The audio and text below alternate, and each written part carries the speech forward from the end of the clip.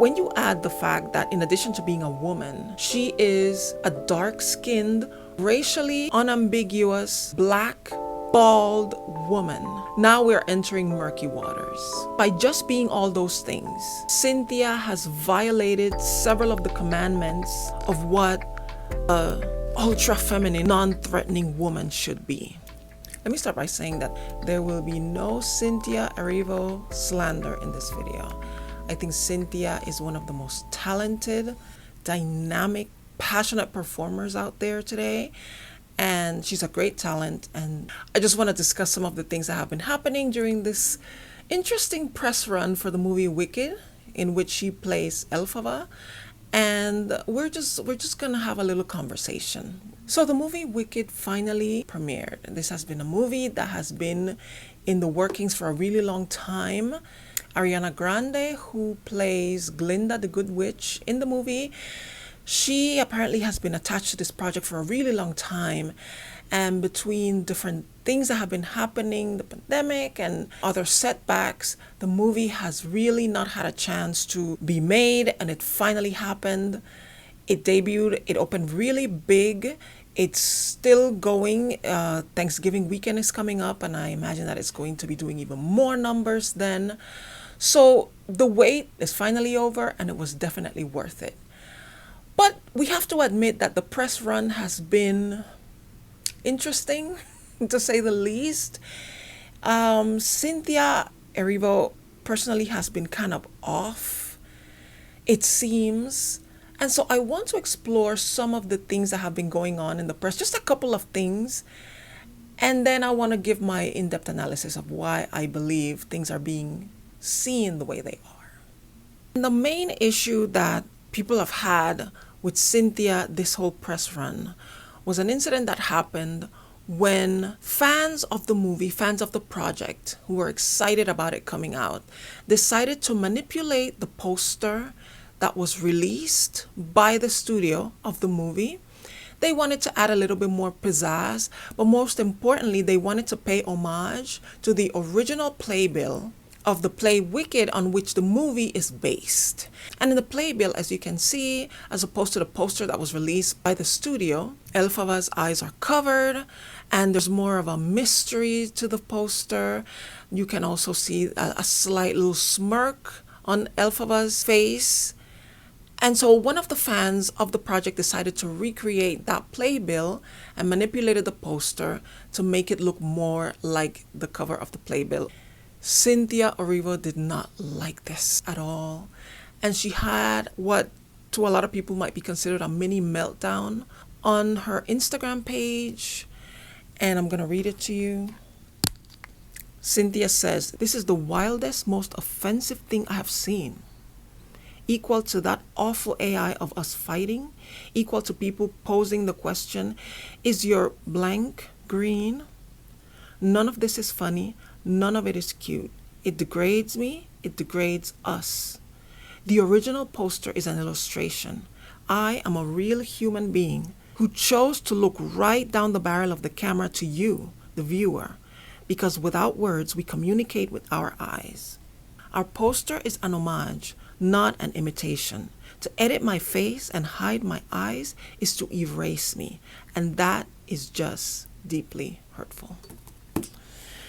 And so as you can imagine, everybody had a reaction to what she was saying. Some people understood, but most people, including myself, thought, girl, it's just a fan-created poster. It's an homage. It's an imitation, but it's also an homage to the original. The original poster for the movie still stands. This was just somebody who got excited and wanted to share. But it was clear to me when I read her reaction that this was not about the poster. This was about more. And when you read the entire statement, when you see some of the questions and the comments that are being thrown at her, it is very clear that Cynthia has been having a really hard time with people's reaction to her being cast in the role of Elphaba. And to be fair, Cynthia eventually expressed regret about her reaction, and she says, "I'm passionate about it, and I know the fans are passionate about it. And I think for me, it was just like a human moment of wanting to protect little Elphaba. And it was like a human moment. I probably should have called my friends, but it's fine." So she recognizes that she overreacted. That was the first time that people really felt free to kind of see her as other, as a problem. And so that was one thing. But then there was this kind of strange moment when an interviewer who was interviewing both Cynthia and Ariana mentioned that people have been taking the lyrics from the song Defying Gravity and they have been holding space with it. All of us were like, okay, but what does that mean to hold space? But the way Cynthia was so moved by what the interviewer was saying, she was like, that's what I wanted. That's all I ever wanted. And then Ariana kind of holds her little finger. The whole thing was kind of bizarre. But again, people took that reaction, that very wholehearted reaction by Cynthia, to see her as just another example of how weird and how strange she is. Wondering, what is wrong with Cynthia? What is wrong with her? And people have been kind of harsh. Now, this is to be expected. Cynthia is a woman. And women, we know how we are looked upon by society in general. But when you add the fact that in addition to being a woman, she is a dark-skinned, racially unambiguous, black, bald woman, now we're entering murky waters, okay? Because by just being all those things, Cynthia has violated several of the commandments that are carefully laid out in the book titled, and I had to write down the title, "As a woman who should please men by conforming to society's conventional beauty standards, thou shalt not ... That's the book. I don't know who wrote it. I don't know who published it. I don't know where you can find it, but that book is out there somewhere. And we all know this. Cynthia's very presence is bucking convention of what ultra feminine, according to society standards, soft, demure, non-threatening woman should be. To be given a pass, to kind of walk freely through this world without too much opposition. She's bucking all of that. And that is not sitting well with a lot of people. And I have noticed that a lot of the criticism that has been thrown at Cynthia has been very heavily coated with some very obviously racialized dog whistle kind of tones, if you please. She's been called angry, ungrateful to be in the position she is, very ungraceful. And recently, somebody that I used to watch their videos literally said, and I have to quote, "She doesn't look human. She looks like a monster. I don't know why they cast her. It was probably a woke affirmative action hire." I literally, when I saw her say that in her video, I could not believe that this is somebody that I had given the time of day. And I had subscribed to her social media and thought that she had anything worthwhile listening to. So I quickly unfollowed, as you can imagine. But that is what she called her. Cynthia Erivo, a Grammy, Tony, Emmy, People's Choice Award, many other awards winning actress, performer, singer. Somebody who is one Oscar away from EGOT status, a status that has only been attained by maybe 20 people in the history of the entertainment industry. She was an affirmative action woke hire. Yeah. These are some of the comments that are out there that have nothing to do with her just being a human being capable of having an off moment or a weird instance. It will always come back to Cynthia's race, to her phenotype, to her appearance. And so when I say that Cynthia's outburst when the poster was changed really didn't have anything to do with the poster and it was bigger than that, this is the kind of thing that I'm talking about. Cynthia mentioned in her original statement that people have been sending some really crude, rude messages to her. And those were just a couple of examples.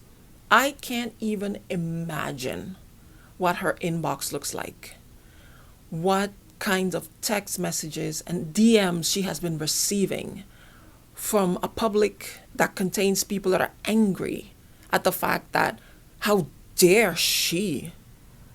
That's the person you cast in the movie? That's who gets to play such a big role? Her?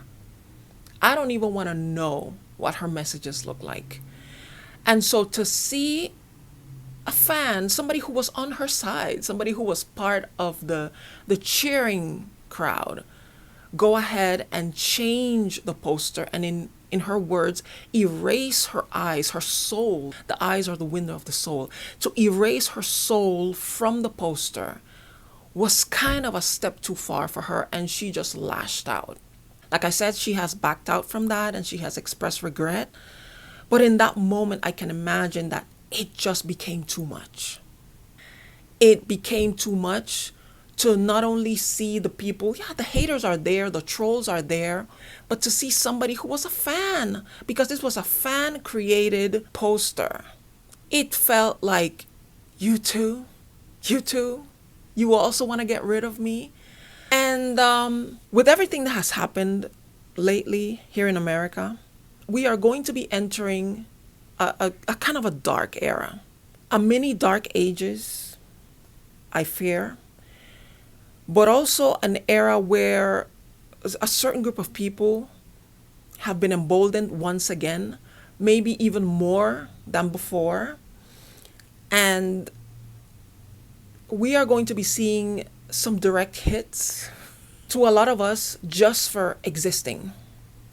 And what I have to say to people like Cynthia, who might just come to the point where you feel like it's too much, we need to come up with a strategy of how we are going to cope with the dark times that are coming ahead.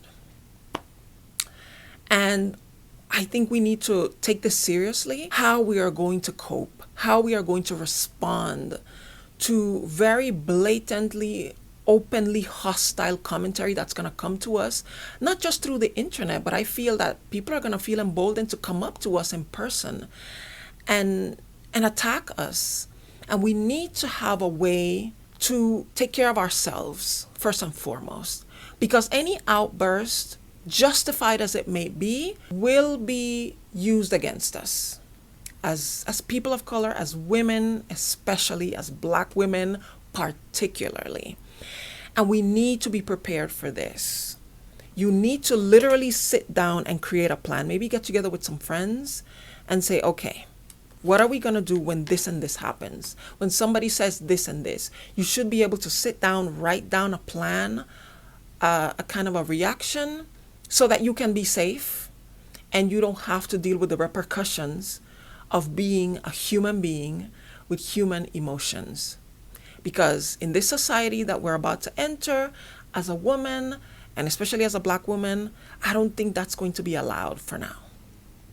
So for me, one of the things that I would suggest you do when you see something that is particularly hurtful, like a direct attack, a direct hit, my suggestion is unplug. Step away from the electronic device you are looking at. The computer, the phone, just step away from it, turn it off. I know it's counterintuitive. You want to attack, you want to punch back, but it's not going to work out for your good. So you need to, as a way of protecting yourself, to just turn everything off, step away, go for a walk, take some deep breaths, and don't come back until you have calmed all the way down. What you need to understand is that certain people, like that person who said those horrible things about Cynthia, they feed off of your outrage. And I was watching a video by Kimberly from For Harriet. She did a live last night, and it was right, I was writing my script for this video, and I thought, ooh, this is exactly what I'm talking about. And she was mentioning how you don't even begin to understand how much people, trolls who come for you, they count on you overreacting. They count on your reaction. They need you to have an outburst because that was the plan from the very beginning. They didn't say something rude to you hoping that they'll be able to get away with it and kind of, scurry away undetected. The reason why they came at you was because they wanted you to react. And by the way, the poster that was made by the fan, I want to make sure that you understand, there was nothing wrong with it. I think this poor person really wanted to just do an homage to the original. And so when I'm talking about people coming at you, I'm not talking about the poster. I'm talking about all the comments that are most likely coming towards Cynthia privately and now publicly. We need to be able to understand that every time you react to them, you are feeding them. That sign when you go to the zoo, don't feed the animals, don't feed the trolls.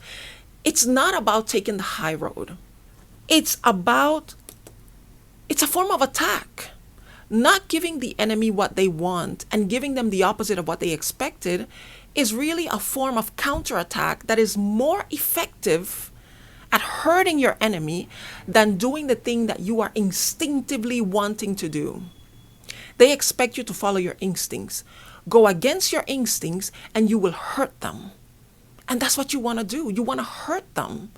You want to leave them confused and wondering, she probably didn't hear me. Let me say it again.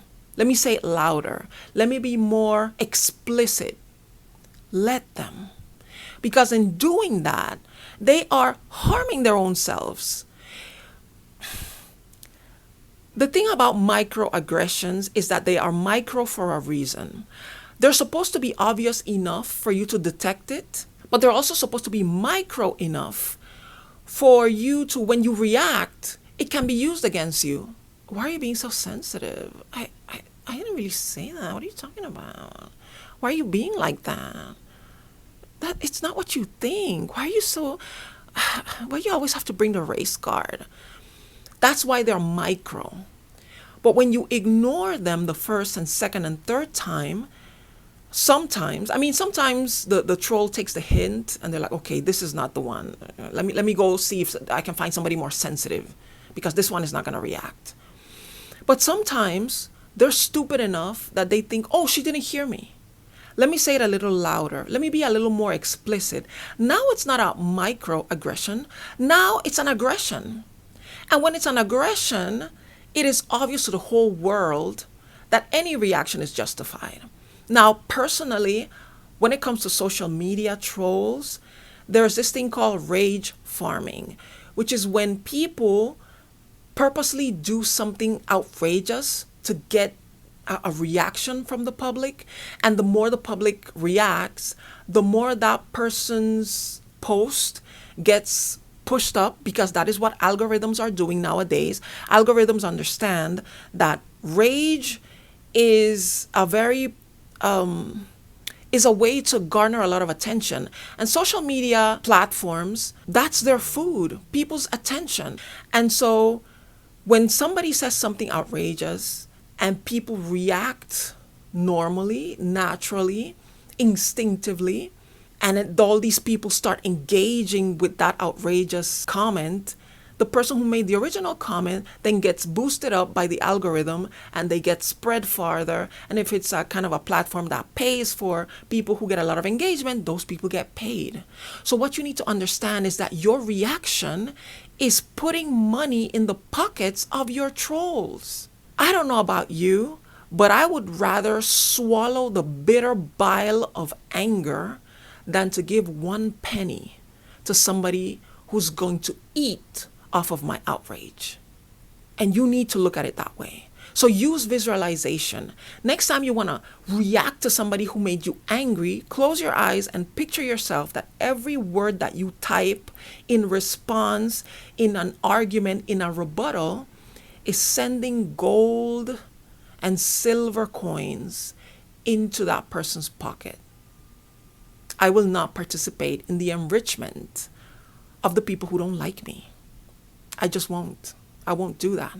I will only give my engagement and my attention to platforms and creators that I admire, that I enjoy, that their content is constructive and not destructive. And I want you to do the same. I want you to be strategic. I want you to be smart and very intentional with everything that you do when you're on social media. Now, in the public, it's even more dangerous to react, even if your reaction is justified to an attack. We have all seen the videos of people trying to defend themselves, protecting themselves, and they end up suffering the demise. This is going to be a time where we are going to have to develop a lot of discipline by just being intentional and purposeful and strategic and more prepared for a stone cold world that really rewards those who can keep their emotions in check, activate their intellect, and proceed intentionally and strategically.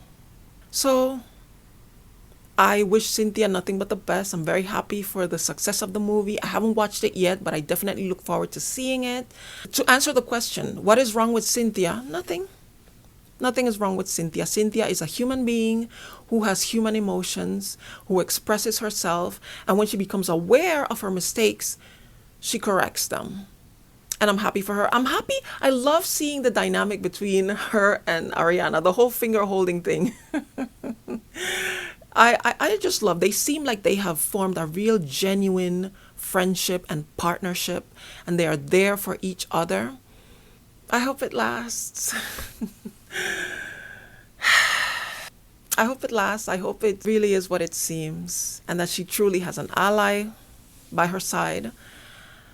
And I look forward to her getting that EGOT status. She deserves it. She has earned it.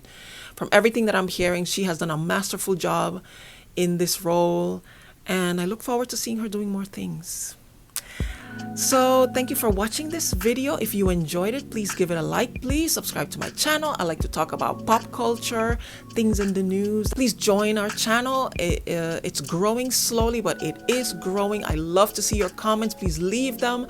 Let me know what you think about this. Please share this if you think it was interesting. While you are here, please watch other videos that I have done, and hopefully I will see you in the next one.